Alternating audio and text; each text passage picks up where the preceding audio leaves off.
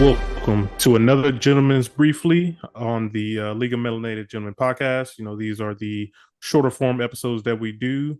And I think it's about time for another comic book council. Of course, I'm one of the hosts, Jordan. And today, I got my guy with me. I got Brandon with me. Brandon, how you doing? Pretty good, man. Pretty good. Happy to be here. Yeah. So this is episode 4, Comic Book Council. If you haven't listened to the other ones, I suggest you go back and listen. But this is where me and Brandon take 3 comic books each, and we just kind of break it down and talk about it, and talk about what we like about it. So yeah, I'm not gonna take too long. Let's go ahead and get into it. So Brandon, what's first on your list? All right. Number one on my list is basically two issues. I'll kind of knock these out as two, but it's Power Rangers Ranger Academy. This is a new series by Melissa Flores. Um, this is kind of separate. I don't know. It's continued as part of the Power Ranger universe, but it is sort of this nice new arc they're doing, and I actually like it a lot. And so basically, what it is this main character named Sage and her dad live on a remote moon out in the galaxy, and she actually takes care of sheep. Like they live a very humble life. And a strange ship crash lands on their moon. Sage goes to check it out. She actually finds two people in there, and she saves them. She then finds out that they're Power Rangers and they're part of the Ranger Academy, and they were supposed to be their mission was to pick up a new recruit on a totally different planet, but I guess their coordinates got off, landed on the wrong place. Obviously, Sage saved them, so they were very grateful, but their ship was damaged, so they needed some help. Sage was like, "Well, my dad is really good with tech. He's really good, so he can help you guys out." So she takes him to their dad. The dad is annoyed. The dad is like, "What are you doing here? Why'd you come here?" And they're like, "Well, we wanted to go to this place." And he's like, "Well, that was like 10,000 parsecs away. Like you're way off. Like how the hell did you end up here?" And they're like, "I'm sorry." These Rangers are younger, so you could tell like they're not some experienced Rangers. You could tell they're still in the academy. And he's basically like, "I'm gonna fix your ship, but as soon as I do, you need to get out of here, like immediately. You need to get off my moon." He tells him, and so they're like, "Dang, all right." But in the meanwhile, Sage is like, "Hey, these guys, Sage meanwhile has never been to school, has no friends, none of that, right? She takes care of sheep all day, and so she like yearns for an adventure. And the Mathis and Toru are the two academy members. They're telling her about what they do at the academy and go to school and they train and they do all these things to eventually become Power Rangers. So Sage is telling her dad, like, "Hey, don't you think it'd be a good opportunity for me to go, to this academy and, learn some new stuff and get this experience?" Her dad's like, "Absolutely not. You will not go." And he's kind of like aggressive about it. So you're like, okay, there's some hidden feelings there. And so he ends up yelling at Sage, and she kind of is like, "What the hell?" Like, I guess he's never yelled at her in that way before, so she kind of freaks out. And the dad ends up fixing the ship, helps them out, and they're able to leave. And they don't get to say goodbye to Sage because she kind of freaked out and ran away. So they're like, "Man, I hope she's okay." So they get on the ship, they leave. Then they notice, and then they start like messing with their ship, trying to make sure everything's good. On the way back, they find that Sage is hidden herself on the ship. So Sage comes out and is like, "Hey guys, sorry, I just really want to be on this. I really want to be a part of the academy." And they're like, "All right, just like your dad gave you permission, right?" She's like, "Well, no, she didn't. Like I'm just doing this on my own." And so they have to come up with this fake story for her to be able to even be accepted into the academy. Um, and this academy, once they get there, they kind of break down the academy. Man, it's a really cool concept. Like there's basically this big campus. There's like 4 or 5 different sectors, each representing a ranger color. So there's blue. There's blue. For those who don't know, the blue ranger is usually the smart one, the problem solver. The yellow one is kind of the female, like the heart of the group, like really like kind of low key the captain, low key. The red ranger is like the obvious captain, the leader, Jason for the first Rangers, blah blah blah. And it kind of breaks down. So each school you go to, you learn different skills. And so she is going through all these. She's very, very new. They kind of break it down to first year students. She's basically like, so think about if you're going to a grade, you missed the whole first semester. You come in, you're a new kid at the second semester. You have to catch up with everybody else. That's basically what Yeah. she's doing. And so she's going through this whole thing. She's having a lot of issues. She's struggling a little bit. But then she goes to the library, starts trying to read up to try to gain more knowledge to help her. And she figures out her dad was a former Academy member. And it like shocks her. She's like, what the hell? Like, he never told me about any of this. And Yeah. so that's kind of where they leave us at in issue number 2. And so we'll kind of see where it goes from here. But the story has been amazing so far. But honestly, the thing that excites me the most is just this story in general. Like, this is a new path. Power Rangers has never done any of this before. They've never actually talked about, because they talk about how the Academy was created by Zordon. So like they've never talked about any of this before. So this is like a I was brand new going to idea. ask you. Okay, so this is a whole new concept. Yeah, I was going to ask you Yeah, like, because normally the Power Rangers are just chosen, right? They don't exactly. train, go to any academy. Right. Honestly, this I'm gonna be honest. This sounds like a lot of anime, and it's funny because like I just pulled it up from Boom Studios, who are the creators Yeah. of it, and it says Ranger Academy is what you get when Power Ranger meets My Hero Academia, and I was like, Yeah. this sounds like an anime. Yeah, it really It's does. funny, and Like, I see the different campuses and stuff that you're talking about right now. yeah. Like I put up an image of it. I didn't realize also like the colors meant something. I never knew Yeah. that. Yeah. The colors usually mean something. Usually the Green Ranger's kind of the funny one, kind of the, heart of the group, but a little more funny. And usually the Blue Ranger's like the one of the key members. So but no, man, the variant covers they have for these issues were amazing, bro. One of the covers is just a different campus. So they had a basketball court. I see that Uh one. yeah, that was like, it was fire. I was like, yo, what the hell is this? Like, the first time I saw it was on the stands and I saw the variant covers. And I was like, yo, what is this? I was like, yo, I Yeah, gotta see this. And then so I started doing more research about it and read up on it. I was like, man, this is, and honestly, when I first read it, I was like, yo, this could be a Netflix series tomorrow. This would kill. Like, you don't have to have prior knowledge. Now the cool thing is the professors in the classes are former Rangers. So Leo, he was the Red Ranger. He's the professor over the Red Academy. He was a former Lost Galaxy Ranger. So like, yeah. for those that are tapped into the history, it's like, oh snap. But if you're not, it's not a big deal. You know what I mean? This is a brand Sage is a brand new character. It's nothing, you don't need to know anything about her.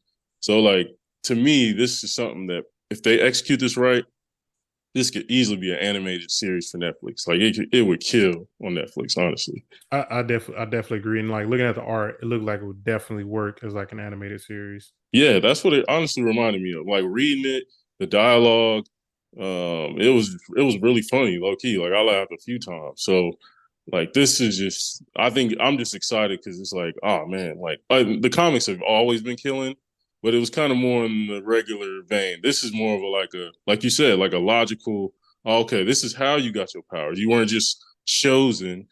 This is how Yeah. you got your powers. You know what I mean? Some of these people, like, some people go through the academy, they don't become Rangers. They're not good enough. And some people end up becoming Rangers. So it's very like a logical way Yeah, of so doing that it. like, they So can also like work in the background. It's yeah, Ranger exactly. related, but they're not necessarily Rangers. Exactly. Yeah. Some of them, if you're not the elite class, you don't necessarily become Rangers. And you earn your color, whatever that color may be. That's So, pretty good. Pretty good concept. So yeah. that definitely sounds exciting. Um, okay. My first one I'm gonna talk about is one I've been waiting on for a while since it's been announced. But this one is Predator versus Wolverine #1, written by Hmm. Benjamin Percy. And so yeah, so the story starts off with basically Wolverine is being hunted by the Predator. So like right out the gate, we see Wolverine is already going against the Predator. But this time, like Wolverine is like hiding from him, and then he talks about how this isn't the first battle that they've gone through. This is one of many. So then from there, the comic kind of flashes back to a younger Wolverine, kind of when he was kind of Pharaoh and just running up in the Northern Territory in Canada, just kind of living off the land, really. Becomes friends with like different animals like wolves and bears and stuff like that. So he just really wanted to like stay away from people. But he needed to go into town, so he goes into town. He ends up like meeting. this guy who asked for his help to rescue his son from like a group of bandits. Um, so as that is happening, we also see the first predator kind of come to Earth, which I don't think this isn't the first predator that comes to Earth, because once Mm-hmm. this predator gets here, he sees in the ice like another frozen predator that had been Oh. killed. It almost kind of reminded me of the ending of Prey, when kind of like she killed that predator. I honestly, like, this panel reminded me of that, so I wonder if Mm-hmm. that's what they were trying to go for. But anyway, so once this predator basically gets here, he starts killing like all the local animals. So he takes out a deer first, then he takes out a mountain lion, then he takes out a whale. Like he's just testing his skills just against different things. Right. Um, so once that happens, we kind of flip back to Wolverine and the guy who asked for help. And so basically they get to the guy, to the people who have, the dude's son, and Wolverine just immediately kills the people because like he's pissed because they run into like a bunch of dead bodies.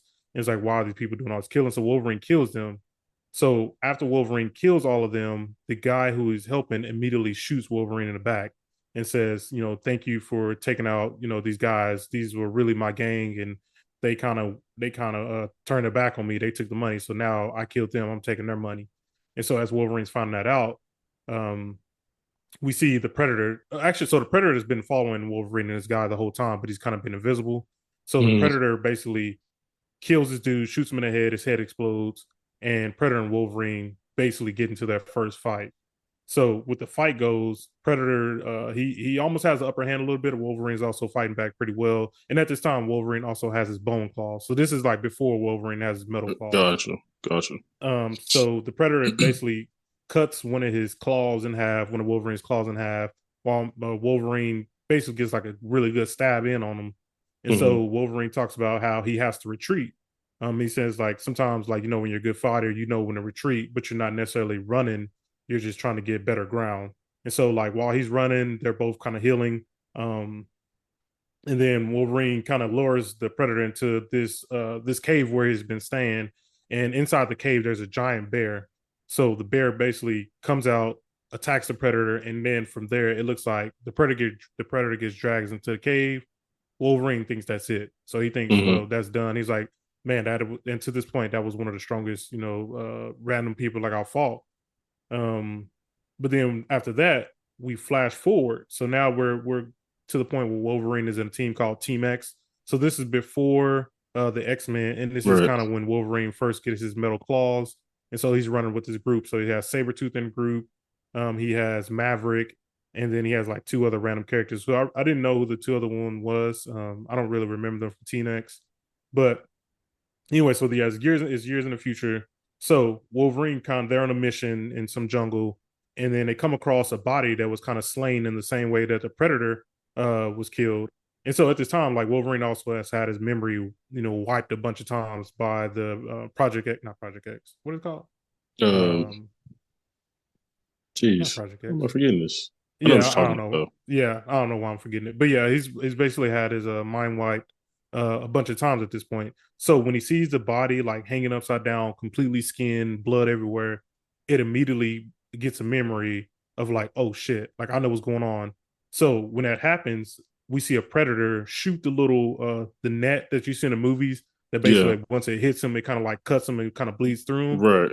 So we see that hit one of the other random members of Team X, and then we see in the background that the same Predator that Wolverine fought before came back, and this time he has like five Predators with him. So Damn. now that's how the comic ends. So like we'll pick up in number two. We'll see what happens from there. But Yo. I was just about to I ask, remember like, us. oh snap, we get to see Sabretooth? Do we get some too? Yeah, so that's what I'm like. I'm excited to see like Sabretooth and Wolverine, like, because like they're teaming up at this point, and like Right. I'm excited to see them go against all these different Predators. I mean, we talked about on other episodes where Predator is like the ultimate team up. Like, Yeah. you can do Facts. Predator versus Alien, Predator versus anything.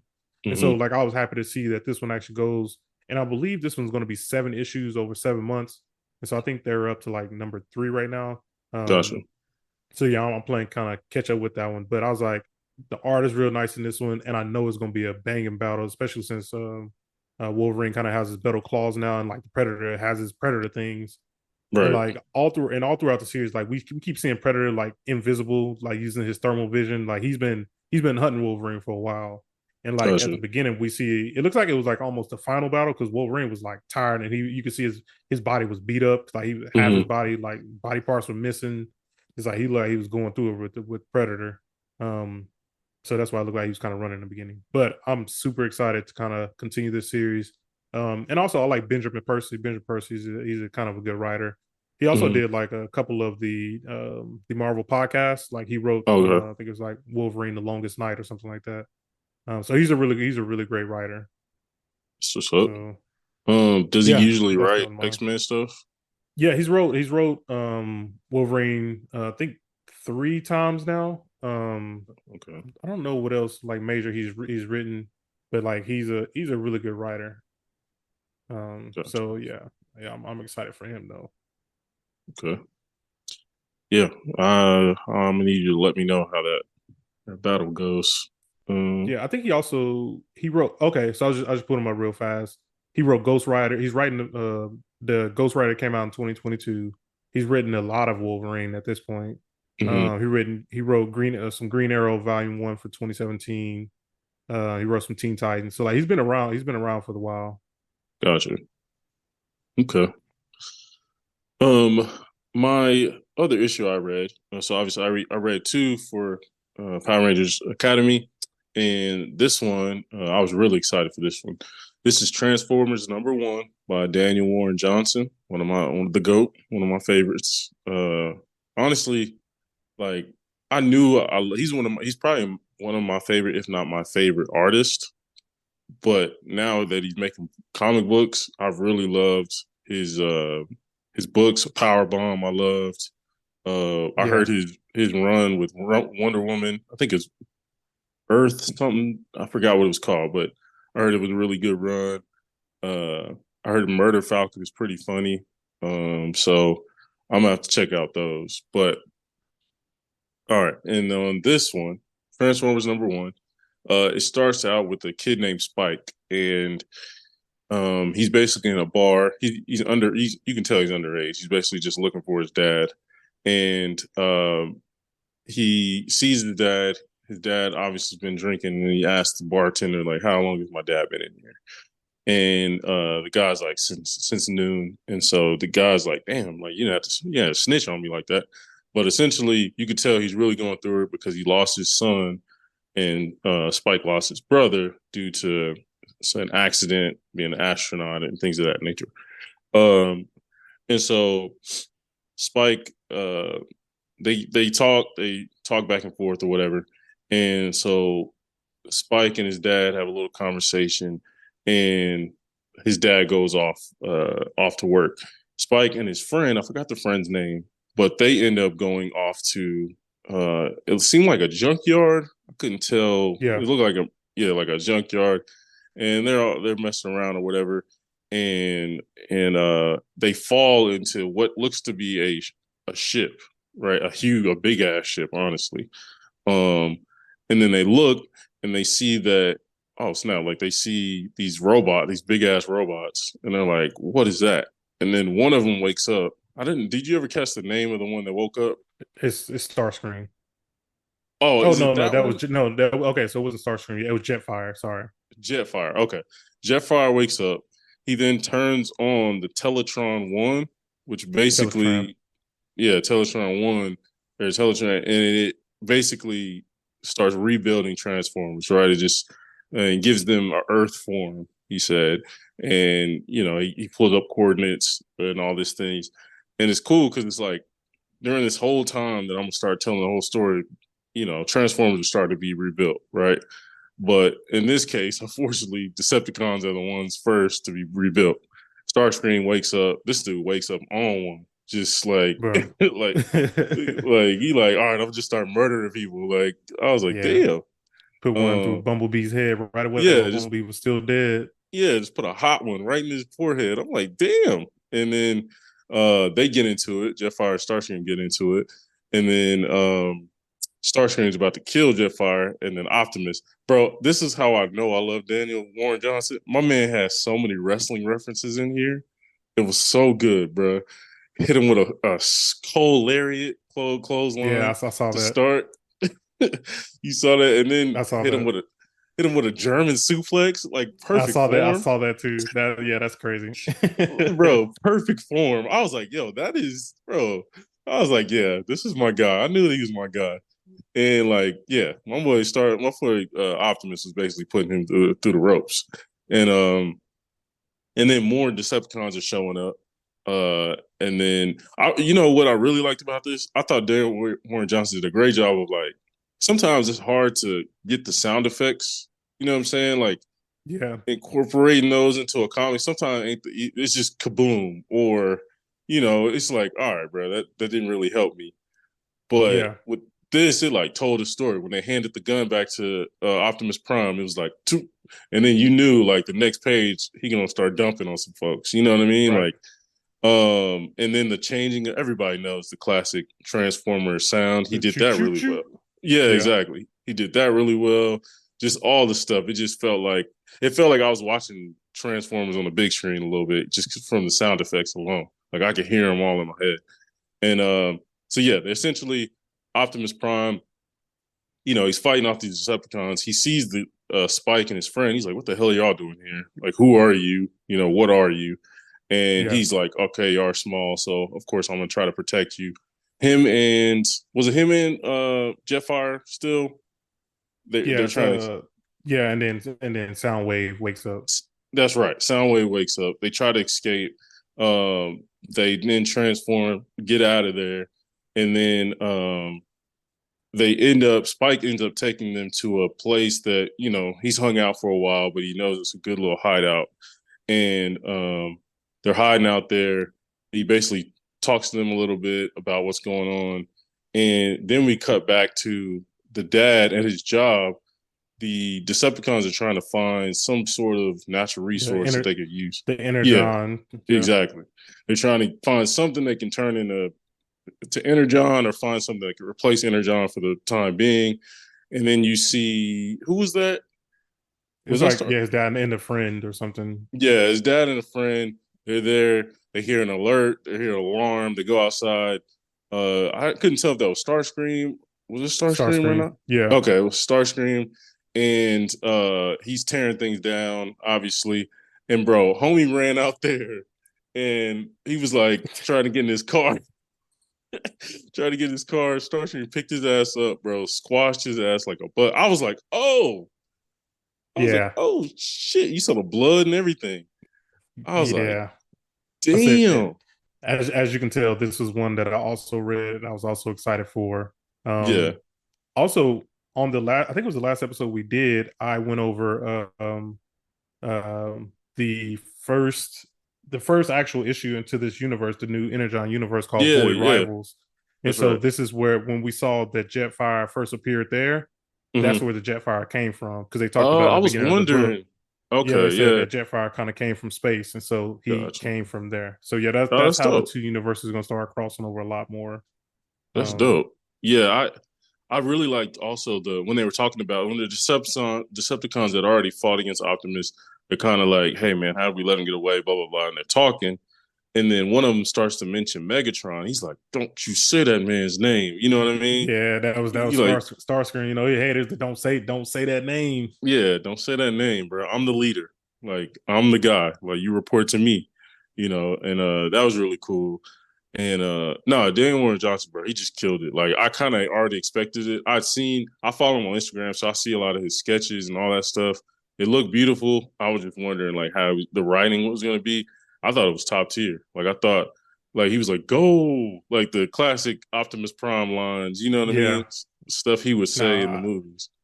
I feel you now. I really enjoyed that first issue as well. Also, Spike is the main character from the original Transformers series. Like he was the only human for a long time. Ah, So that's kind of good to see him again. And then yeah, Teletron One is basically their computer system that they use to rebuild everything, and just it has like all the answers. And also in this book, you kind of get the sense of how huge all of the Autobots and Decepticons is, because like they were like trying to move that gun, and that gun was like way bigger than them. It took like two of them yeah, to even scoot it. So like you can right. tell how big stuff is in this universe. See, and I like that. I like when it's a clear disparity. Like I don't like it when it's like, you know, they try to dumb down the Transformers to make them more relatable or anything like. No, they should be huge. You know what I mean? Yeah. But Okay. nah, this was top tier. Should we give ratings to these? Oh, yeah, we can. Okay, So I will which give which one to give Transformers? Transformers. I will give the first issue. Yeah, I issue give one. it. I'll give it an 8, solid 8. Okay, I'll let you rate that one since you reviewed it. Because I mean, if I'm gonna give it 8.5, I really enjoyed it. Okay, Um, yeah, we should. Yeah, that's a good idea. Let's start rating this stuff. yeah, Um, all right. So mine's is another one I've waiting for a while. This one is Justice League versus Godzilla versus Kong, written by Brian Busolante. I think that's his name, or Busolento. I don't even know how to say his name. But basically, so the story opens up with Superman proposing to Lois, and then they get immediately interrupted by Godzilla. So like right out the gate, we see Godzilla, but we end up going to a flashback to 12 hours before, and Flash, Green Lantern, and Supergirl are basically all talking about how Superman is kind of like going super hard right now. Just he's going around the world saving people, defeating all the villains. Like he's just putting his body into overdrive right now. And they was like, well, he's doing it because he wants to make sure everything is right for when he proposes to Lois. So we want to make hmm sure there's nothing in the way, nothing like that. And then we switch over to the Legion of Doom, talking about how they've discovered where Superman's ice, what's his ice castle? What is the name of this place again? the Fortress of Solitude. Yeah, Fortress of Solitude. So they found the location of the Fortress of Solitude. So they end up going there and they end up entering it. And then so they're looking for a boom tube that can basically help them defeat Superman somehow. But I guess a character by the name of Toymaker, which I didn't know who this was. Yeah, But Toymaker there starts basically messing with stuff, and they're like, "Hey, stop touching stuff." And Toymaker sees like this red cube, and basically he picks it up. And as soon as he picks it up, the Justice League shows up. So this is Justice League without Superman because Supergirl told him like, "Hey, we got this. You take the night off." right, So basically they get to fighting, explosions, stuff happen, and then Lex actually he picks up one of the boom tubes, and basically someone blows it up, the boom tube up, I believe, and it basically teleports the Legion to a whole nother place. And then they wake up in the forest. They don't even know where they're at, and then they immediately get attacked by a Skull Leader. I think that's the name of them. But basically, in the Kong movies, the little two-handed, the little two-legged things that like came and attacked Kong and was like try to eat his brain. I think it was like yeah, Skull Leader or something. And so they get immediately attacked by that, and then Kong shows up and immediately basically like takes down the Skull Leader. And so they're like, "Well, what's going on? We need to get out of here." And so they see like a building, so they help her run there. And so while they're running there, Gorilla Grodd basically sees Kong, and he's like, "Yo, you're like a Gorilla God." So he's like right. stood in there in awe, and him and Kong almost have like some type of connection. And so the rest of them, they're like inside this building. And so like while they're inside this building, Toymaker like sees like so like some electronic TVs, and he just sees like all these different monsters, including like Godzilla, including like some other Godzilla universe, King Kong universe type monsters. And so he gets the eye of the deal, like, hey, I still have this red stone in my hand. He didn't know what it was. He's like, man, I really wish there was a way that we could take these monsters and bring them to our universe. And I guess the red stone he was holding was some type of wish thing because it granted him his wish.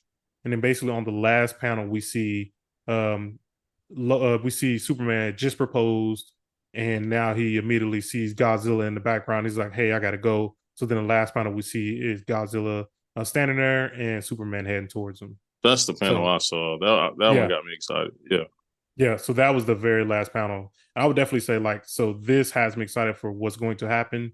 I would definitely say like this opening issue, it didn't like too much catch my eye, but it's also trying to set up right. like this one's just like really just like a setup issue. So I think number 2 would be a really great one. Yeah, But if I had to rate this one, I'll probably give it like a 7. Like I think it gotcha. could have been a little bit better. But like I said, this was just like a setup issue, I feel like. Yeah, I guess you got to explain why all these people are in the same place, but um, that is cool. Like a thought of like Gorilla Grodd and you know what I mean, Kong And like having a Kong, yeah. connection. That's dope. Yeah, I'm curious to see where that connection goes. Like, because yeah, Gorilla Grodd is like, yo, you're like a gorilla god. Like, who are you? Right. And so, Yeah, and he comes from a yeah, planet of gorillas, so he's like, but none of them were that that damn big. So no, that sounds dope though, and yeah, it definitely Superman would definitely like I got to put in overtime, clock in hours, just to make sure I'm right for the make the day perfect for Lois or whatever. He was going hard, going around the world, just trying to make sure everything is good. Yeah. Um. Okay. Uh. I'll mention the last one real quick. I've been reading obviously the Power Ranger series. They're on 113 now. It's called Necessary Evil, or I'm sorry, it's called Darkest Hour. Sorry, this is the run they're on right now, and it's essentially bringing in one of the biggest villains in Power Rangers history. I'm trying to remember my dude's name. He was actually in the movie in the '90s, Power Rangers Turbo. What's my dude's name? I was about to say if it ain't Ivan Ooze, I definitely don't remember. Yeah, it's definitely not.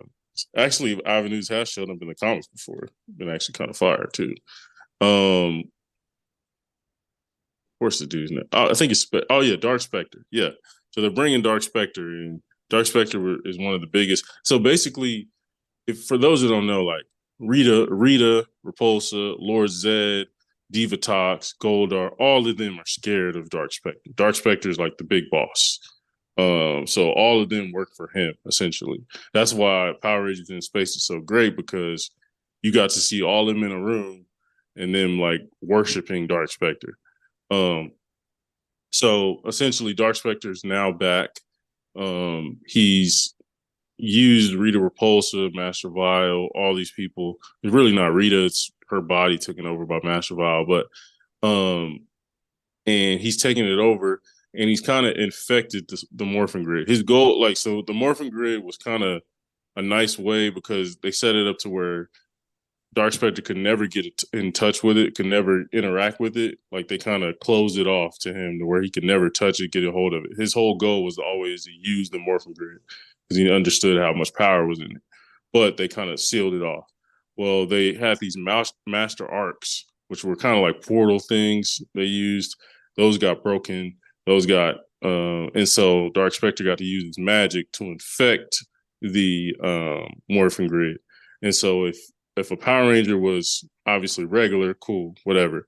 But if a Power Ranger then morphed, he would then be turned into basically a soldier for Dark Spectre. So right now, Billy is like traveling. It's kind of cool. Billy is basically traveling through time, space, and the morphing grid to find different Power Rangers groups and like let them know, first of all, don't morph.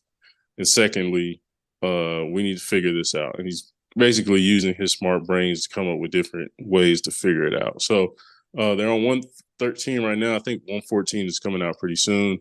But no, it's just been a fun issue to read. And so, yeah. Okay. Um, all right, my last one. This one was actually been a reread for me. And Mm-hmm. this one is just called basically Origin number one. And Mm-hmm. this is really the first time we ever get the true origin of Wolverine. So this one is written by I think it's Paul Jenkins. And yeah, Paul Jenkins and Joe Quesada. Joe Quesada used to be the head man back over at Marvel. Mm-hmm. But basically with this number one issue, I'm not gonna go into too much detail because I like to leave some of it a little mystery. Because at this point, we never had the official history of Wolverine. Like if Mm-hmm. I ask you, what do you think Wolverine's real name is? What do you think his name is? Logan? That's not his real name. So we found Really? out here where he actually got the name Logan from. He was actually born James Howlett.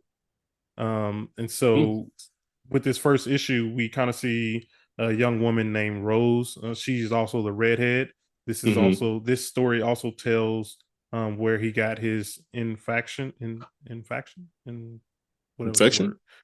Yeah, no, not infection, but like Oh, I don't know, like he really likes Jean Grey, the redhead. oh, Um, affection or affection yeah, for. yeah, Gotcha. yeah, whatever. So yeah, this is where it all comes from. So he sees a young woman named Rose, and this Wolverine. This is Wolverine when he's a kid, and so he's very sick. So this is before like all his mutant abilities kick in. This is before puberty. This is for all of that. So like this dude's sick. Like he can barely go in the sun. He can barely touch water. Um, this whole series just this whole first issue just deals with basically Rose, James, who's Wolverine, and then another character by the name of Dog. Now, at this time, we don't know who Dog is. We just know him as Dog. We see that those three are friends, but also like Dog and Wolverine or James have like they like Rose, and Hmm. so Dog comes from like a poor side. They live at the bottom of the hill. Rose actually got brought in into this rich family. James' family is rich, and so she actually just got brought in to be basically James' friend while he's basically sick in bed all the time. And so with this first issue, we see kind of all three of them playing together, and we also see that the disparities between Dog and James, because Dog's dad is basically like, don't go mess with them rich people. We don't have time for them. They don't know what it's like to be us. And like, if you mess up, like you're gonna look bad for me. If you look bad at me, I'm just gonna beat you. Hmm. So we see that. And James is also like, hey, I want to be friends with Dog because Dog seems like a cool guy. I just really want to be around him. And Rose is like, well, I'm here for James, but also I have this mysterious kid Dog here. And so, like, towards the end of the issue, we see that um, Dog basically pushes James into the water. Mind you, James is like very ill. He can barely move, stuff like that. And he almost dies. And Rose gets in trouble because Rose is supposed to be watching James at all time. Dog gets in trouble by his dad for like a third time through the issue. And basically, at the end of the issue, we see Dog getting his ass beat by his daddy. And I know where this story ends up going, but like I like to keep this a mystery just because it was a mystery for us for a long time. But like how who Dog is, um, where James come from, how he got the name Logan. I don't want to say where he got the name Logan from because it'll spoil it, but we finally see where he gets the name Logan from. We see where his love for red haired girls come from, and kind of just the whole tragic backstory of Wolverine and how he ended up where he ended up at. Um, Okay. and so yeah, this was a big deal when it came out. Like I said, because in the whole entire history of Wolverine and being alive, we had never got a backstory like this. And this was, I think Hmm. this was like mid 2000s. And so Oh, for like real? from the time that he was created, which is back in what the 1980s, I believe, until now, like we had never had any backstory for him, true backstory. That's So crazy. yeah, yeah. Origin number one, it's a really good read. And they also came out with a second part of Origin. That one picks up kind of a little bit right before he gets his metal claws put in. Oh, But okay. yeah, Damn. so Okay. that's all of them. I would What? definitely rate this one. I would definitely rate this one like in this first issue. I would give it like a solid 8. It was a good setup issue, but the entire series as a whole, definitely a 10. Got you. Okay. Um. Oh, I'll rate the. So I accidentally got that wrong. So Ranger Academy is not by Melissa Flores. Is the author of the main Power Rangers comic, but Ranger Academy is written by Maria Ingrade Mora. And so just want to give her credit. First issue, 10 out of 10. First issue was it felt like I was watching Star Wars. It felt like I don't know. It just for brand new, fresh. Issue two, I probably give it 8.